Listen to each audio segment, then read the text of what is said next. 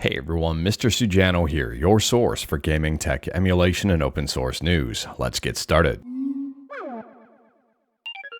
Alright, to kick things off, we're talking about something fairly new. Well, most stuff in this video is fairly new, but we're talking about a new app here, a newish app called RetroCapture.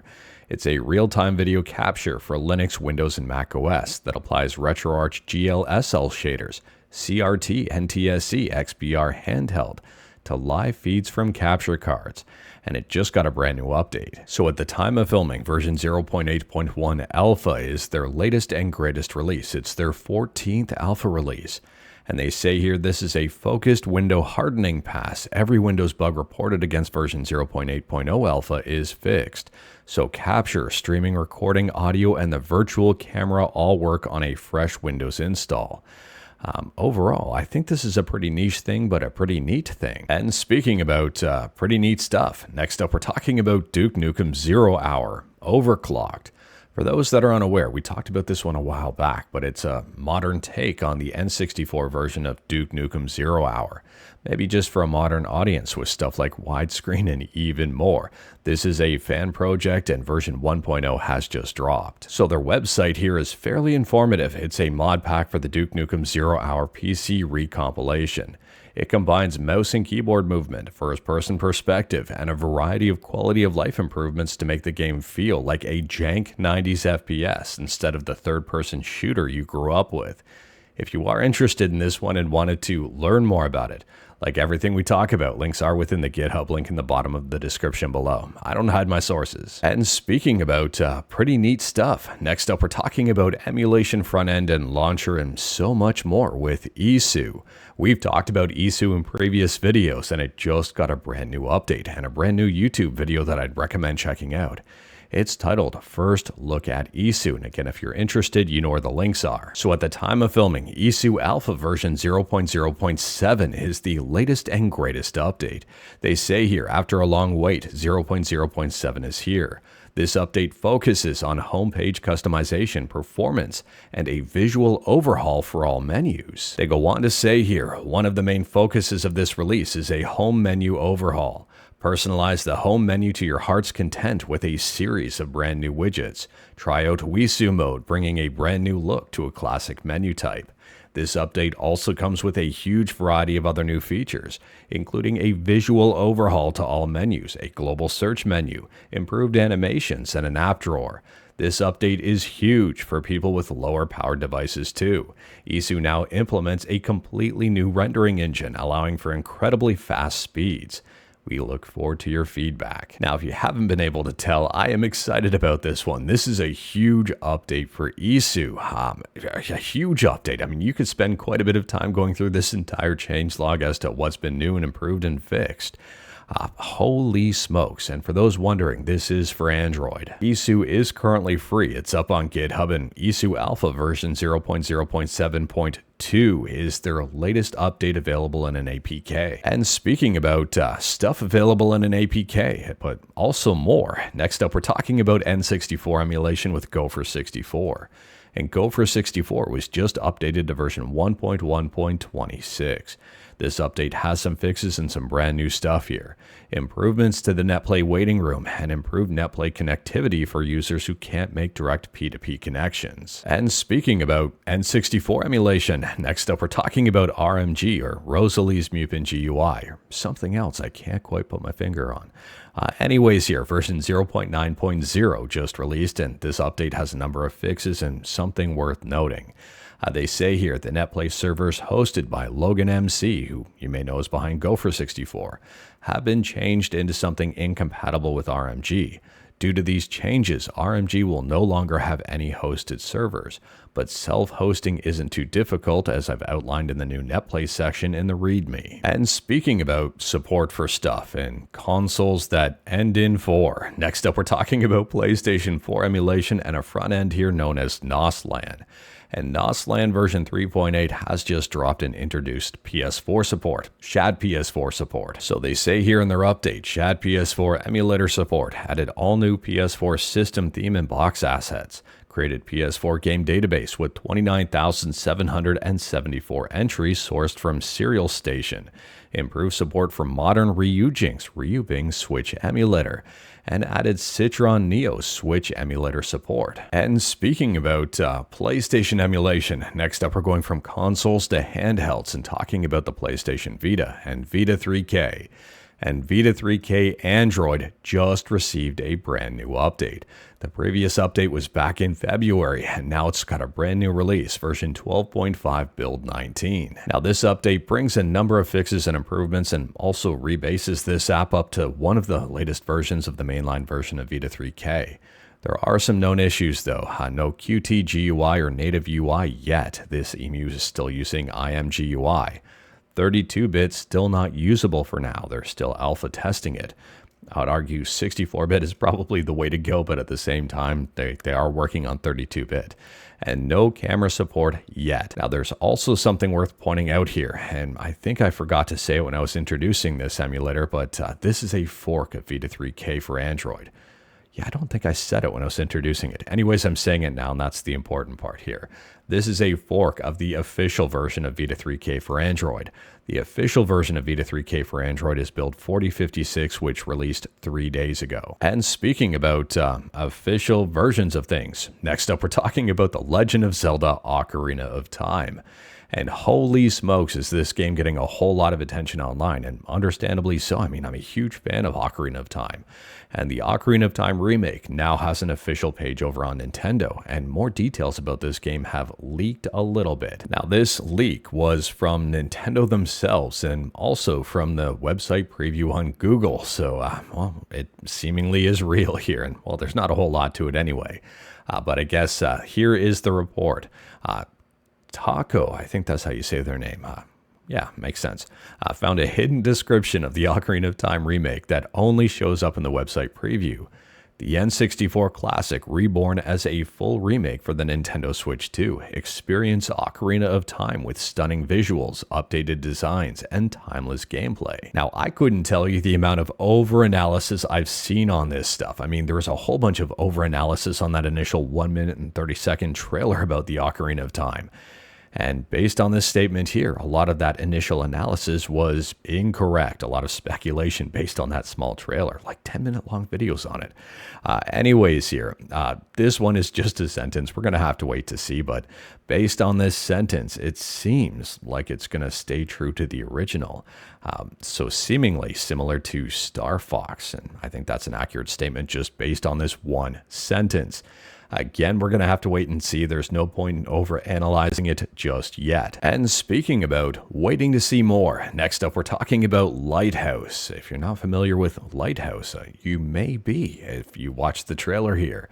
So Harbour Masters, who you may know is behind Ship of Harkinian, The Legend of Zelda Ocarina of Time unofficial PC port, and Two Ship to Harkinian, the unofficial Majora's Mask PC port, are now working on Banjo-Kazooie, known as Lighthouse. Now, this video has a whole bunch of information in it, and if you're interested in checking it out and wanted to learn more about it, you know where the links are. In the description, there's also a whole bunch of information. They say here development is still in progress, but they're close enough and excited enough that they just couldn't wait and had to share. In the video, they do showcase the functionality already in the port that just needs fine-tuning. In addition, there is going to be a standalone randomizer and ROM hack support and even more. And speaking about even more, but not at all in a good way, next up we're talking about Arch Linux and the AUR. Now in yesterday's video, we talked about Arch Linux and the reports out there and confirmation from Arch themselves that over 400 packages in the AUR were compromised with malware. And it turns out there are a whole heck of a lot more than just 400. There were over 2,000. So if you are using Arch Linux, by the way, or an Arch-based distribution, you may want to check out the list of affected packages from the AUR. If you're going to something like FlatHub to get Flatpaks, you don't really have to worry about this specific instance. Not to say that FlatHub is immune, but at the same time here, this is specifically for the AUR and AUR packages. There's a whole lot of stuff in here, a whole lot. Like, this is worth investigating if you are running an Arch-based distribution or just flat out Arch. On top of that, I noticed that PCSX Reloaded was in the package list here. PCSX Reloaded hasn't been updated in like forever, 11 years ago, according to GitHub. But for some reason, it was in here as well. And speaking about Linux stuff, but in a much more positive light, next up here, we're talking about the brand new Linux kernel that just released, 7.1. Gaming on Linux, I think, does a fantastic job in summing this up. I recommend checking out their article. If you're interested, you know where the links are. Anyways, here, there's a whole bunch of brand new stuff with this brand new kernel, including better hardware support, a Steam Deck OLED audio fix. They say here as well, improved support for the Lenovo Legion Go and Legion Go S and Legion Go 2. Improved support for the GPD Win 5, better support for various Lenovo Yoga devices, and even more stuff. And speaking about better support for more stuff and Linux, next up here we're talking about Epic Games and a very interesting job posting. So this one is titled Senior Game Security Engineer, and if we scroll down here, there's a very interesting line. So this is about anti-cheat, and it says right here, champion Linux anti-cheat capabilities for Epic. So obviously we're going to have to wait to see moving forward to see what Epic has in store for Linux and anti-cheats. But I'm hoping here that this is good news overall. And continuing to talk about Linux stuff, but switching to arguably not even arguably, just one of Epic's biggest competitors, and that is Steam. And we're talking about Steam hardware. So we talked about the Steam Machine and Steam Frame review units being shipped out yesterday. And interestingly, the information came from Steam hardware updates. Well, today, this is what they're saying here. Not 100% yet, but if I were to give an exact date of what would make sense in what I was told, I'd say announcement Tuesday, June 23rd at 10 a.m. and reservations Tuesday, June 30th at 10 a.m. And that's for the Steam Machine and Steam Frame. So based on this information, and if it holds true, we're going to know a whole lot more about the Steam Machine and Steam Frame, including pricing, extremely soon, in just a little over a week. That is if there aren't more leaks and no one breaks the NDA, and well, I'm guessing someone's going to here, and we're going to learn more about it pretty soon.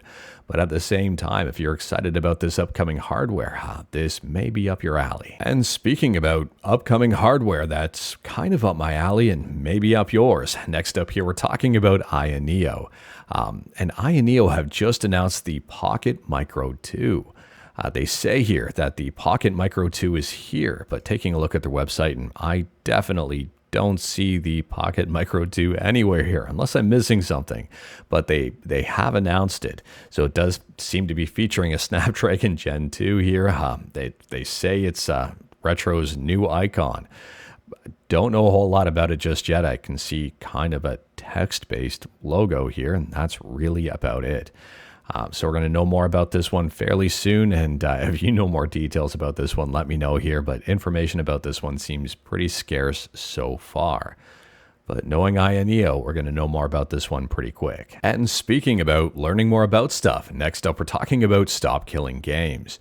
And I saw this headline over on Stop Killing Games, and Louis Rossman does have a brand new video that I would recommend checking out, and we'll cover that in just a second.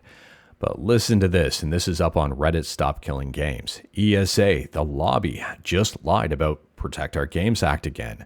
And this time it's their CEO personally. Now, for those who may be unaware, ESA stands for Entertainment Software Association. It also stands for something else, arguably a lot more positively received than the ESA. You probably know what it means. I won't say it on here, but you can let me know in the comments below. And if you haven't already, you can hit the what it stands for button. Anyways, here, taking a look, their slogan is, "We help expand and protect the innovative and creative marketplace for the video game industry." Key word there is, I would say, industry, not players, not gamers, but the industry, as in, I would say, corporations. Now, there are a number of people involved in the ESA. You can find more about them right on their website here. And one of the arguably most important people is Stanley Pierre-Louis, who is their president and CEO. Taking a look here in his bio available on the website, it says, before joining ESA, Stan served as the Senior Vice President and Associate General Counsel for Intellectual Property at Viacom. There, he was responsible for developing strategies to protect digital content, managing major intellectual property litigation, and revamping the cybersecurity governance program. That paragraph alone tells me everything I need to know about the ESA. But wait, there's even more just in the next paragraph. The bio goes on to say here, there he led the legal strategy on several groundbreaking cases, including the entertainment industry's legal actions against mp3.com, Napster, and Aimster. That tells me a whole lot. So the ESA has an article up on their website here titled Opinion, keyword opinion. I would argue incorrect opinion, but that's okay. Misguided California bill would harm video game makers and players. Now, in my opinion here, Louis Rossmann has a very interesting video, a very informative video titled Stop Killing Games Will Die If the ESA Wins, and Act Now. And Louis goes over this article, talks a whole lot about it, and I learned quite a bit in his very detailed breakdown. Louis includes testimonies from 2020 and a whole bunch more information here. He does go on a bit of a tangent. The video is almost 20 minutes long. But at the same time, I do think it's worth checking out if you're interested in the Stop Killing Games initiative and the entire landscape right now. And taking a quick peek at the top comment here, and well, it's by Accursed Farms of all people. And they say, yeah, we're working on it. They're repeating the exact same lies they tried to use on the California Assembly, which failed. We're going to have a similar response as last time. And yes, I absolutely agree with contacting California state senators in some form on this.